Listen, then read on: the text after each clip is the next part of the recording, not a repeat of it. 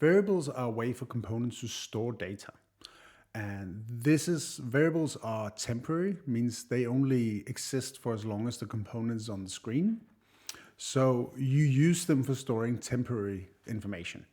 So an example here could be this counter component, where we want to be able to count up and down a value. So this could, for example, be used as part of a shopping basket. You want to count how many of each items you have. So what we're going to do here is we're going to go to our data tab, and we're going to add a new variable. We're going to call it count. Give it an initial value of 0.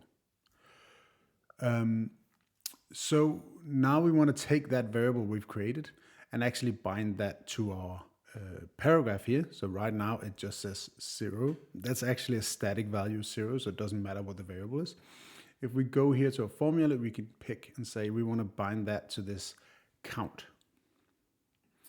So now it's going to show whatever the value of the variable is. The next thing we need to do is we need to add an event to these buttons. So when we click them, we're going to count the variable up and down. So we'll choose a button here.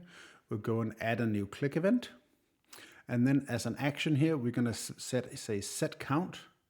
And the value we want to set count to is whatever the current value of count is. And then we're going to add 1. We can do the same for the other button. We'll add the click event. We're again going to set count. This time we're going to take the value of count and then we're going to -1. So this way, every time you click the minus, count is going to go down 1. Every time you click plus, it's going to go up 1. And now if we click the little play button here, we can test our component. And we can see every time we click the plus, it goes up 1. Every time we click minus, it goes down 1. So this is how you can use variables. Of course, variable can hold any value, so you can do much more complex things within this. But it's all about having temporary data that's available only to this component that it can use to represent what kind of state this component is in.